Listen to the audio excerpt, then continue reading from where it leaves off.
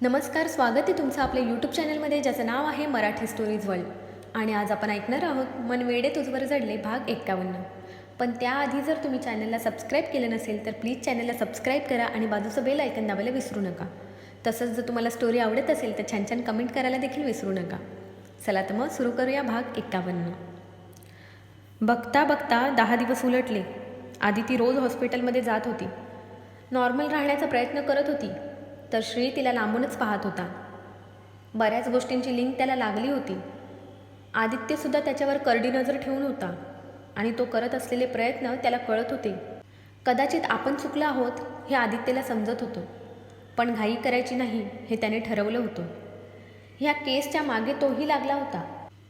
दादू, मी उद्याच्या ट्रेनने दिल्लीसाठी जाणार आहे. एक सेमिनार अटेंड करायचा आहे. नंतर 10 दिवसाची ट्रेनिंग आहे. आदिती जेवता जेवता आदित्यला म्हणाली. सेमिनार कधी आहे? आदित्यने विचारलं. परवा. मग परवाच्या फ्लाईटची तिकीट काढतो, फ्लाईटने जा. नाही, माझे कलिगसुद्धा आहेत बरोबर. त्यांनी 3 टायर AC तिकीट्स काढले आहेत. मी उद्या संध्याकाळी निघेन, आदिती म्हणाली. एक दिवस रात्री आदित्यला एक कॉल आला आणि तो घाईतच बाहेर निघाला.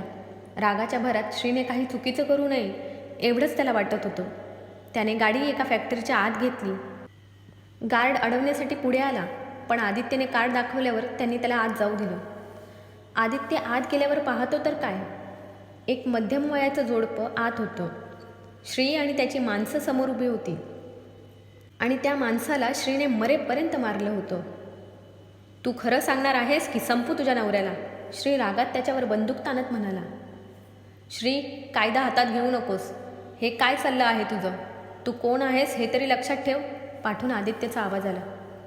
आदित्य? श्रीने मागे पाहिलं. मग काय करू? हे तोंड उघडत नाहीत. गेले 2 दिवस झाले इथे आहेत, पण एक शब्द नाही निघत यांच्या तोंडातून, श्री रागात म्हणाला. त्याचे डोळे आग ओकत होते. कोण आहेत हे? आदित्यने विचारलं. ही तीच बाई आहे जी साक्षीच्या फार्म हाऊसमध्ये तिच्या मेडच्या जागी होती, आणि हा तिचा नवरा, श्री रागात म्हणाला. आदित्यला आता कळलं होतं श्री त्यांना काय विचारत होता ते. साहेब, माझ्या नवऱ्याला वाचवा हो, नाहीतर हा राक्षस त्यांना मारून टाकेल. गेले 2 दिवस यांनी आम्हाला कोंडून ठेवलं आहे, ती बाई पहिल्यांदा बोलली. अरे वा, बघ तुला बोलता पण येतं. मग बोल ना, कुणाच्या सांगण्यावरून तुम्ही हे सर्व केलं? कोण आहे तुमचा बोलवता धनी? बोल, नाहीतर मी याला जीवे मारीन, श्री रागात तिच्या नवऱ्याला लाथ मारत म्हणाला. आदित्यने समोरची चेअर ओढली आणि तो पण बसला. बाई, पटापट बोला, नाहीतर तो फक्त तुमच्या नवऱ्याला मारेल, पण मी तुमच्या पूर्ण घरादाराला कोठडीमध्ये टाकेल, आदित्य म्हणाला आणि तिला घाम फुटला. सांगते, पण त्यांना मारू नका, ती बाई रडत म्हणाली. साहेब, आम्ही गरीब आहोत. राजस्थानच्या एका छोट्याशा गावातून इथे पोट भरायला आलो होतो. आम्हाला एक मुलगा आहे ज्याच्या हृदयात छेद आहे आणि त्याचं ऑपरेशन करायला आमच्याकडे पैसे नव्हते. एक दिवस एक माणूस आमच्याकडे आला. त्याने आम्हाला सांगितलं की आमच्या मुलाच्या इलाजासाठी लागेल तेवढे पैसे तो आम्हाला देईल, पण त्याच्या बदल्यात आम्हाला त्याचं एक काम करायला लागेल, आणि काम झालं की आम्ही इथे परत फिरून यायचं नाही. आम्हाला पैशाची गरज होती म्हणून आम्ही तयार झालो, ती बाई रडत सांगत होती.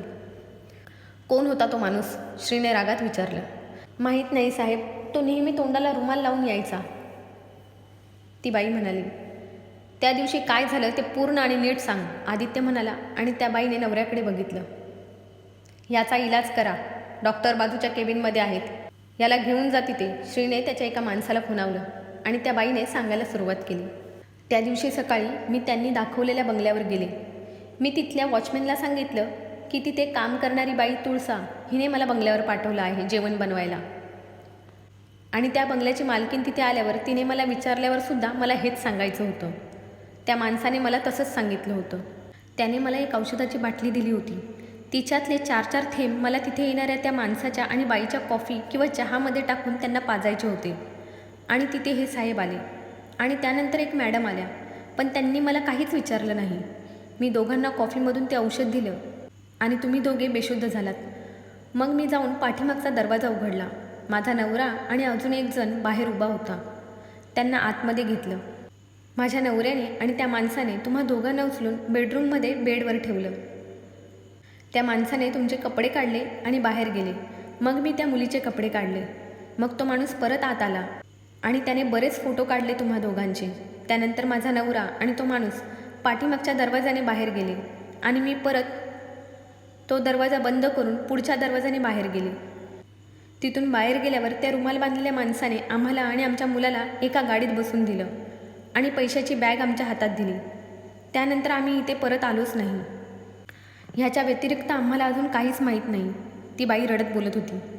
आणि श्रीने रागात भिंतीवर हात आपटला. एवढं करूनसुद्धा त्याच्या हाती काहीच लागलं नव्हतं. खरा सूत्रधार अजूनही पडद्याच्या पलीकडेच होता. बाई, अजून काहीतरी आठवते का बघा, विचार करा थोडा, आदित्य त्या बाईला म्हणाला. तिच्या नवऱ्याला मलमपट्टी करून आणलं होतं तोपर्यंत. साहेब, त्याचा एक डोळा बकरीचा होता, ती बाई बोलली. तसं श्री आणि आदित्यने एकमेकांकडे बघितलं. अजून काही आठवतं का विचार करा, श्री बोलत होता. नाही, तिने नाहीमध्ये मान हलवली. भास्कर यांच्या जेवणाची सोय कर, श्री म्हणाला. 2 दिवस त्यांच्या पोटात काहीच नव्हतं. काही आठवते का बघा, मी उद्या परत येईल, श्री म्हणाला आणि बाहेर गेला. आदित्यसुद्धा त्याच्या पाठीमागे गेला. आदित्य, आदिती कशी आहे, श्रीने विचारलं. बरी आहे. हॉस्पिटलमध्ये जात नाही का ती, श्रीने विचारलं. तसा आदित्य त्याच्याकडे पाहत राहिला. डोंट वरी, मी फक्त फॉर्मॅलिटी म्हणून विचारतोय, तिचा पिछा नाही करत. मी तिच्यापासून लांब राहायला तयार आहे आदित्य, पण तिच्या डोळ्यात आणि मनात माझ्याविषयी तिरस्कार आहे, तो मला नको आहे. त्यासाठी मी हे करत आहे, श्री कसंनुसं हसत म्हणाला. आणि आदित्य काहीच बोलला नाही. खरं तर डिवोर्स पेपर केव्हाच रेडी झाले होते. आदिती सेमिनारला जाण्यापूर्वीच तिने त्यावर सही केली होती. पण जेव्हा आदित्यला श्री खरं बोलत आहे याचा अंदाज आला, त्याने तो विषय लांबणीवर टाकला. आदितीला जाऊन बरेच दिवस झाले होते. आदित्य अधूनमधून तिला कॉल करत होता. ती कधी कॉल रिसीव्ह करत होती तर कधी करत नव्हती. बोलणंसुद्धा कमी झालं होतं तिचं, फक्त मोजकं बोलत होती. आदित्यला तिचं असं वागणं त्रास देत होतं. परत आलेली आदू त्याची नाही असं त्याचं मन वारंवार त्याला सांगत होतं. श्री, तू एकटा इथे येणार नाहीस, उद्या येताना मला कॉल कर, मी सुद्धा बरोबर येईल, आदित्य म्हणाला. श्री बोलला आणि गाडीत जाऊन बसला. श्रीची गाडी गेली तसा आदित्यसुद्धा त्याच्या गाडीकडे गेला. आदू बाळा, कधी येणार आहेस तू, आदित्यने कॉल करून आदितीला विचारलं. उद्या ट्रेनिंगनंतर 1 तासाने ट्रेन आहे, आदिती म्हणाली. ठीक आहे, निघाल्यावर कॉल कर, आदित्यने सांगितलं. आदिती एवढंच म्हणाली. मम्मा, तू बरोबर बोलत होतीस. कदाचित ह्या वेळेस मी श्रीला ओळखायला चुकलो, आदित्य स्मिताताईंना बोलला. तुला कसं कळलं, त्यांनी विचारलं. आणि आदित्यने जे काही आज झालं ते त्यांना सांगितलं. आदूलासुद्धा सांग मग हे, स्मिताताई म्हणाल्या. अजून फक्त काही दिवस मम्मा, हे प्रकरण मार्गी लागल्यानंतरच तिला सांगायचं म्हणतोय मी. तसंही डिवोर्स पेपर्स मी माझ्याकडेच ठेवले आहेत अजून, आदित्य म्हणाला. ठीक आहे, पण आता जरा विचार करून काय ते कर. मला माझी जुनी आदिती परत हवी आहे आधी, स्मिताताई म्हणाल्या. हो मम्मा, तुझ्यासारखा मी सुद्धा तिला मिस करतोय. आणि मीही, प्रतापराव आत येत म्हणाले. तुम्ही कधी आलात, स्मिताताईंनी विचारलं. आत्ताच, तुमचं डिस्कशन चालू होतं तेव्हा. एवढी मोठी गोष्ट झाली आणि तुम्हाला मला सांगावंसं सुद्धा नाही वाटलं, प्रतापराव म्हणाले. बाबा सॉरी, पण तुम्ही आधीच टेन्शनमध्ये होता म्हणून नाही सांगितलं, आदित्य म्हणाला. प्रतापरावांचे मोठे बंधू आदित्यचे काका आजारी होते म्हणून ते गावी गेले होते. संध्याकाळी आदित्य एका मीटिंगमध्ये होता. श्रीने त्याला कॉल केला पण तो रिसीव्ह करत नाही म्हणून एकटाच तो फॅक्टरीकडे निघाला. रस्त्यात त्याला आदित्यचा कॉल आला. श्री, कुठे आहेस तू, आदित्यने विचारलं. फॅक्टरीमध्ये निघालोय, श्री शांतपणे म्हणाला. मी तुला सांगितलं होतं ना तू तिथे एकटा जाणार नाहीस म्हणून, आदित्यचा हुकमी आवाज आला. मी तुला कॉल केला होता, तू रिसीव्ह नाही केलास, श्री तितक्याच शांत आवाजात बोलला. एका मीटिंगमध्ये होतो, फॅक्टरीच्या बाहेर थांब, मी आलो थोड्या वेळात, आदित्य म्हणाला आणि त्याने कॉल कट केला. श्री अजून कुठल्या प्रॉब्लेममध्ये अडकू नये म्हणून आदित्य त्याला थांबवत होता.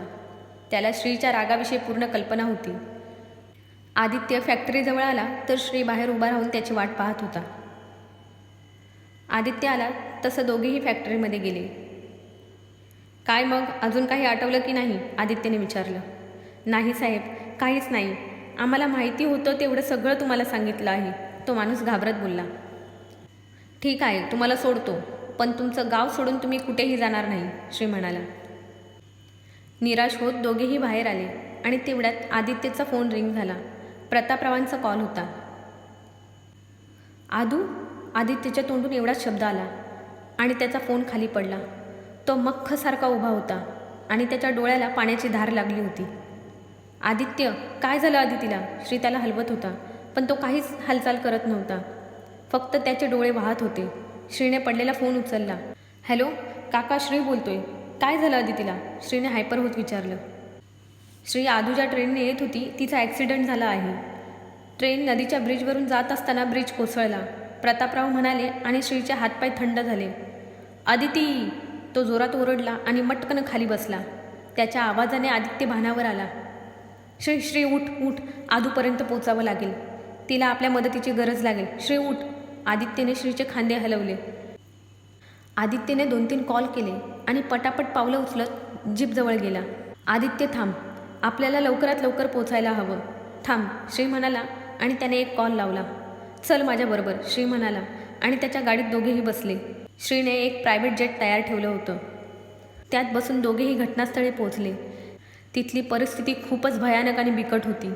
रात्रीचा काळाकुट्ट अंधार, चमकणाऱ्या विजा आणि अवकाळी बरसणारा तुफान पाऊस. प्रवाशांचे नातेवाईक रडत होते, छाती पिटत होते. पोलीस आणि फायर ब्रिगेडवाले त्यांचं काम चोख करत होते. आदित्य आणि श्रीने जाऊन पोलिसांशी संवाद साधला आणि त्यांच्यामध्ये सामील होऊन ते आदितीचा शोध करत होते. करता करता गरजूंना मदतसुद्धा करत होते. बघता बघता रात्रीचा दिवस झाला होता. पाऊससुद्धा थांबला होता, पण मृत्यूचं तांडव मात्र थांबलं नव्हतं. अपघातात बरेच जण जखमी झाले होते, बरेच मृत्युमुखी पडले होते आणि बरेच बेपत्तासुद्धा होते. जसा जसा दिवस जात होता तसा तसा श्रीचा संयम सुटत चालला होता. दुपारपर्यंत दोघांची पूर्ण फॅमिली आणि साक्षी तिथे पोहोचले होते. आदिती कुठे आहे? स्मिताताईंनी आल्या आल्या आदित्यला प्रश्न केला. तो गप्पच होता. श्री, माझी आदिती कुठे आहे? मधुममने विचारलं. दोघेही बोलत नव्हते. त्यांच्या डोळ्यात पाणी होतं. संध्याकाळ होत आली होती, पण आदितीचा अजूनही पत्ता लागला नव्हता. आदित्य आणि श्री तिला शोधण्यासाठी जीवाचं रान करत होते. आदित्यने त्याच्या पोस्टचा दबाव आणत अजून पोलीस फोर्स आणि ट्रेन आर्मीची तुकडीसुद्धा मागवली, पण हाती निराशा सोडली तर काहीच आलं नव्हतं. दुसरा दिवस उजाडला होता आणि आता उरली सुरली आशासुद्धा संपली होती. मधुमॉम आणि स्मिताताई, सावित्रीबाई, साक्षी सर्वच रडत होत्या. पुरुष मंडळी शांत डोळ्यातलं पाणी टिपत बसले होते. आदित्य कुठे आहे माझी आदिती? तू तिला घेऊन आला होता ना श्रीच्या घरून? मग कुठे आहे ती? सांग ना. चांगलं चाललं होतं माझ्या लेकीचं, पण तुला बघवलं नाही ना. पण का? श्रीला त्रास देण्यासाठी तू माझ्या आदितीचा बळी दिला? मधुमम तोंडाला येईल ते बोलत होत्या. मावशी, तू असा विचार तरी कसा करू शकते ग? आदित्यचे डोळे पाणावले होते. तो रडत होता. मी तर फक्त विचार केला, तू काय केलंस? ही तुझी आईसुद्धा तुझ्यासारखीच. बघ आता कशी दुःख झाल्याचं नाटक करत आहे. मधुमम बडबड करत होती, रडत होती. मधू, आवर स्वतःला, पळसकर काका बोलले. मी काय चुकीचं बोलते आहे सांगा ना. माझी आदू माझं कमी आणि ह्यांचं जास्त ऐकत होती, तरी मी दुर्लक्ष केलं. पण आज मला माझ्या चुकीची शिक्षा मिळाली. तिला ह्यांच्याजवळ ठेवली आणि मला माझी मुलगी गमवावी लागली. मधुमॉम रडत बोलत होती. बस झालं मावशी, खूप बोललीस तू. मनाला येईल तसं बोलत आहेस तू. तुला काय वाटतंय? तुला एकटीलाच दुःख झाले? माझी बहीण होती ग ती, माझी बहीण, सख्खी बहीण. आदित्य ओरडला. सख्खी बहीण? मधुमॉम पुटपुटली आणि सगळ्यांच्या नजरा आदित्यकडे गेल्या. आदी, एवढा वेळ हमसून हमसून रडणाऱ्या स्मिताताईंनी त्याच्याकडे बघितलं. आज मला अडवू नको मम्मा. ती होती तेव्हा तिला कधी सांगता आलं नाही की ती माझी कझिन नाही, माझी सख्खी बहीण आहे म्हणून. आज कमीत कमी तिच्यासाठी रडू तरी दे मला, आदित्य बोलला आणि तिथे असलेले सगळे शॉकमध्ये होते. तुझ्या डोक्यावर परिणाम झालाय बहुतेक, मधुमावशी आदित्यला बोलली. हो, तसं समज हवं तर. विचार ना मामाला, विचार. बाबांना विचार माझ्या. आदिती कुणाची मुलगी होती ते? मी लहान होतो ग, ह्यांना वाटलं मी विसरून गेलो, पण कसं विसरू? माझ्यासाठी ती माझी एंजल होती. किती आतुरतेने तिची वाट पाहत होतो मी. तू 8व्या महिन्यात पाय घसरून पडली होती तेव्हा मामा आणि बाबांनी तुला हॉस्पिटलमध्ये नेलं. मी आणि मम्मा पाठीमागून आलो. मम्माचा 9वा महिना चालू होता. तुला डॉक्टर आतमध्ये ट्रीट करत होते आणि मम्मा खूप रडत होती. डॉक्टर बाहेर आले आणि सांगितलं की तुझं बाळ गेलं. अजूनही काही बोलले पण मला ते समजलं नाही. आणि त्यानंतर मम्माला पेन चालू झालं. थोड्याच वेळात तिच्या रूममधून बाळाचा आवाज आला. मला छोटीशी बहीण झाली होती. मी खुश होतो, पण सगळ्यांचं काय चाललं होतं मला कळत नव्हतं. काका अजूनही आले नव्हते. त्यांना फक्त मावशीला ॲडमिट केलं एवढंच सांगितलं होतं. मम्माने बाबांना शपथ दिली होती, तर मामाकडून तो कुणालाही काहीही सांगणार नाही हे वचन घेतलं. आणि ती छोटीशी बेबी त्यांनी तुझ्याकडे ठेवली. मला मम्माने विचारलं की तुला मला किंवा मावशीला काही झालं तर कसं वाटेल. मी म्हणालो मला खूप त्रास होईल. मग मम्मा मला म्हणाली, ती छोटीशी बेबी तुझी बहीण आहे. ती आपल्याजवळ राहिली तरीही आणि मावशीकडे राहिली तरीही. पण मावशीला जर कळलं ती तिची बेबी नाही तर मावशीला तो धक्का सहन होणार नाही आणि मावशीला काही झालं तर मला सहन होणार नाही. म्हणून आधी बाळा तू कधीच कुणाला हे सांगणार नाही की ही बेबी आपली आहे. पण तू तिच्यावर प्रेम करू शकतोस, तिला जीव लावू शकतोस. ती तुझी बहीण आहे. मम्मा म्हणाली आणि मलाही ते पटलं. म्हणून मग मीही गप्प बसलो. तू जेव्हा शुद्धीत आलीस, तुला कळलं की मम्माचं बाळ गेलं, तर तू आदितीला मम्माकडे घेऊन आलीस आणि तिला म्हणाली ही पण तुझीच मुलगी आहे. मम्माने सुद्धा तिला लगेच घेतलं आणि छातीशी लावलं. तुमचं एकमेकींवरचं प्रेम पाहून मी सुद्धा तुमच्यासारखं आदूला जीव लावणार असं ठरवलं. मी थोडा मोठा झाल्यावर मला कळलं की तुला पुन्हा मूल होऊ शकणार नाही असं सुद्धा डॉक्टर बोलले होते. म्हणून मम्माने हे सर्व केलं होतं. सगळेजण हे ऐकून सुन्न झाले होते. तर मधुमॉम स्मिताताईंकडे जाऊन त्यांच्या गळ्यात पडली. सॉरी, मी तुला खूप बोलले, सॉरी. त्या दोघी गळ्यात पडून रडत होत्या. तर आदित्य कोलमडून गेला होता. साक्षी त्याच्या जवळ आली पण त्याने तिला बाजूला केलं. शेवटी श्री उठून आदीजवळ गेला आणि त्याला समजावत होता. सगळेच रडत होते. कोणी कुणाचं सांत्वन करावं हे कुणालाच कळत नव्हतं. आदिती गेली आणि काही प्रश्नांची उत्तरं मिळाली होती, तर काहींची उत्तरं अजून मिळायची बाकी होती. मला माहीत आहे तुम्हाला कथेचा शेवट नाही आवडला, हो ना? पण कदाचित ही सुरुवातसुद्धा असू शकते नव्या पर्वाची. तुमच्यासारखंच श्री आणि आदिती माझीसुद्धा फेवरेट आहे. मग कुणाकुणाला जाणून घ्यायचं आहे श्रीचं पुढे काय झालं ते. श्रीचं काय होईल, तो कसा जगेल त्याच्या आदितीशिवाय. आदित्य काय करेल, साक्षीचा स्वीकार तो करेल का. आदितीला ब्लॅकमेल करणारा कोण होता. तुम्हालाही वाटतं का तो श्री होता म्हणून. असे बरेच प्रश्न तुम्हाला पडले असतील ना. पण थोडा धीर धरा, लवकरच तुम्हाला सगळ्या प्रश्नांची उत्तरं मिळतील. पण तुम्हाला काय वाटतं हे कमेंट करून मला नक्की सांगा. पुढचा पार्ट यायला थोडा वेळ लागेल. कुणाकुणाला पुढचा पार्ट ऐकायला आवडेल नक्की सांगा. तोपर्यंत तुमच्या भेटीला नवीन स्टोरी येत आहे जिचं नाव आहे ओढ. आणि ही स्टोरी ऐकायला विसरू नका. भेटूया आपल्या पुढच्या नवीन स्टोरीमध्ये जिचं नाव आहे ओढ.